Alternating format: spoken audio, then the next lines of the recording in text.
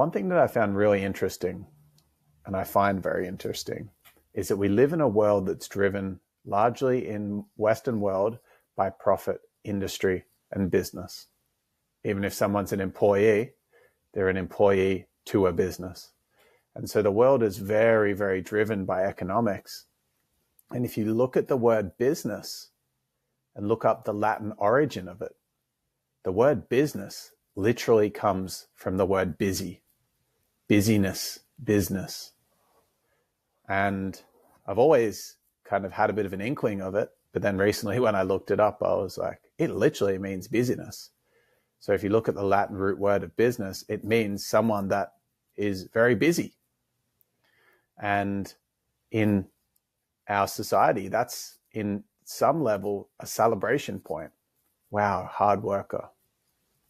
And I understand that some people do what they have to do to survive in their current conditions. If there are people that just happen to be, I'm going to say, unlucky enough to be born in a dangerous country or city, and then they leave and they immigrate to another country and they've got to work a few jobs to put their kids through school. There is nothing wrong with that. That's super admirable and inspiring. And we've gotten to a point in the world, especially in countries that are as safe and prosperous as Australia, America, Canada, the UK, Sweden, Norway. And there's a level of comfort there that doesn't require this reactive approach to life anymore. And the other piece that I want to just name is,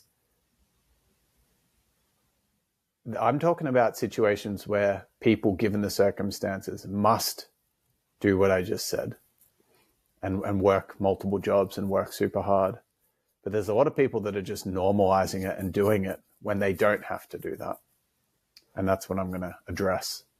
And so there's going to be multiple angles through which we discuss this topic. First and foremost, I want us just to understand where we've come from. So 10,000 years ago was when agriculture was first used and discovered. And this means that for the 150 to 200,000 years before 10,000 years ago, as Homo sapiens walked the earth, they were foragers. We were foragers, which meant hunter-gatherers. So what would we spend our time doing in the lifestyle that like our brains are designed for, our bodies are designed for, the way that we have our physiology, psychology, minds and bodies have been designed for is essentially to find food, avoid predators, have shelter, and procreate, right? And that pretty much summarizes the time spent in a day. That's what people would do. So the average person living in tribal times, they would get up with the sun and then do the work that was required to do before it got too hot in the day, and working anywhere from 4 to 6 hours.